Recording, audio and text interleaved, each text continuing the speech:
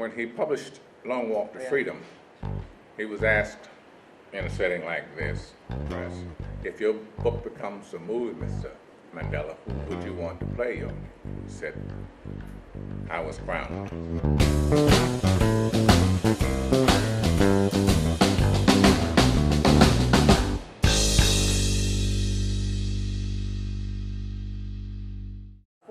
We got a book proposal from our agent, which was John Carlin's book.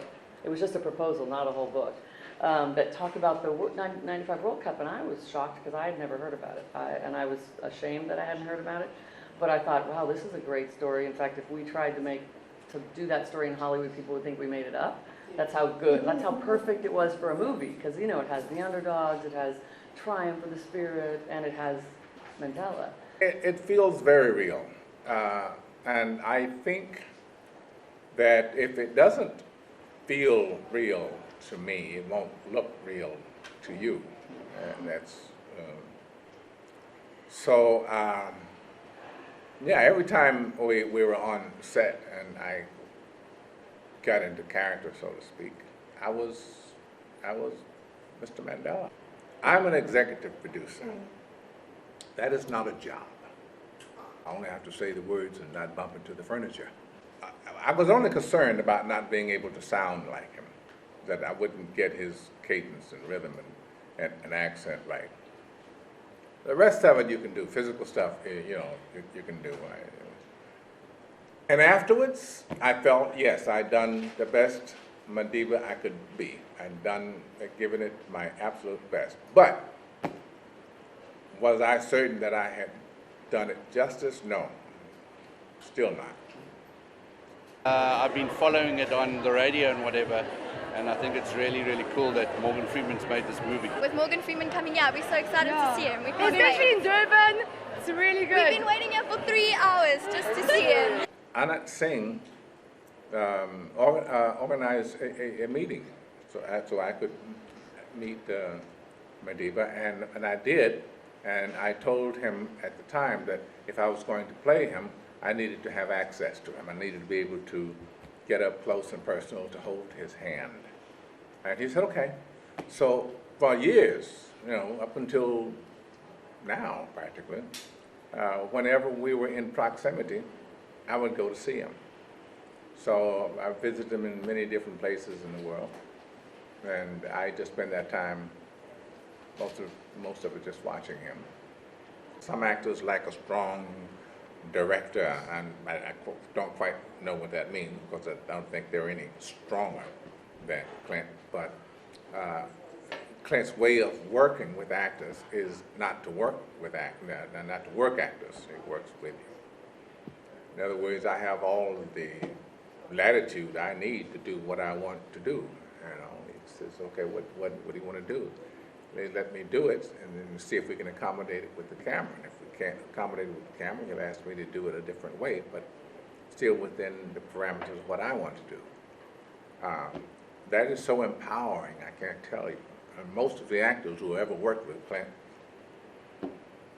say the same thing, and they want to go right back to work with him in the next picture because he's just, it's a marvel like that. Some directors, they need to just shoot a lot of film because they don't quite know how they're going to cut it together, and they just wear you out. He doesn't do that. He knows how he's going to cut it together. He knows what the story looks like. It's great. Making a movie is really a collaborative effort, but it is not a committee. Everyone says, you know, they've got to have South Africans acting in a movie about South Africans, but I mean, like, if we want this movie to be set on an international stage and for international people to be able to see it and appreciate it, I think maybe it's better that we have some, you know, like, serious stars. I fully understand kicking up the fuss. I would be on the side of those kicking up the fuss.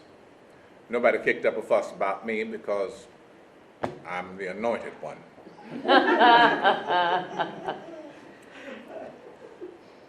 But no, I have to say I am not in agreement with you know, hiring somebody else to play I understand the need for it, though. If you got a local to play winning, who would you sell it to outside of here? That's what they go on.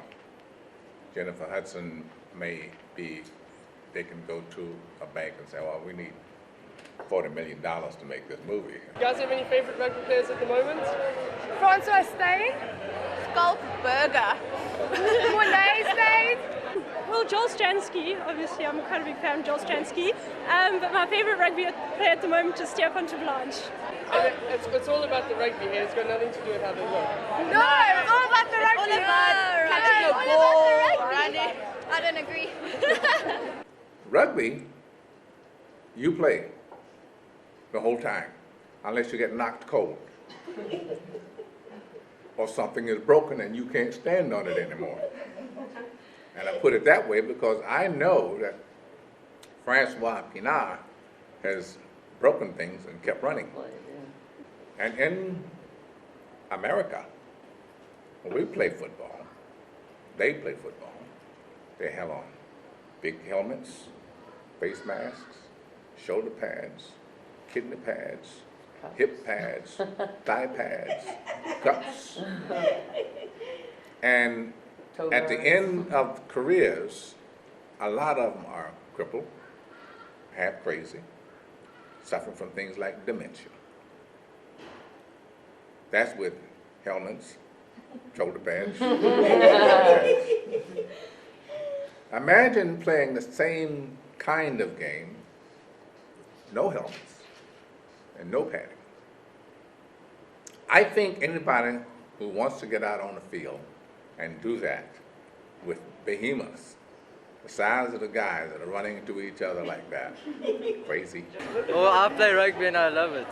All righty then. I'm quite a big rugby fan, and I know that the 95 World Cup was quite a turning point in not just South Africa's history, but also for our sport and for rugby in this country.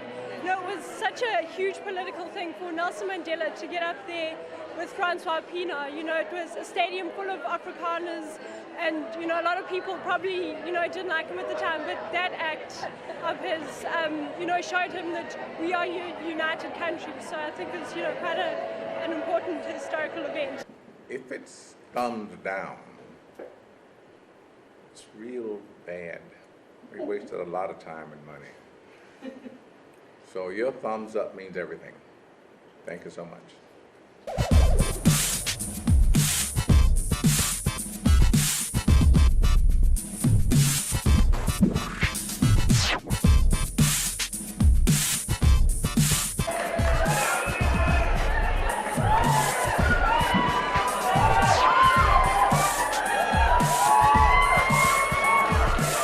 I do hope you enjoy the movie. And if you don't, just keep it to yourself. All right?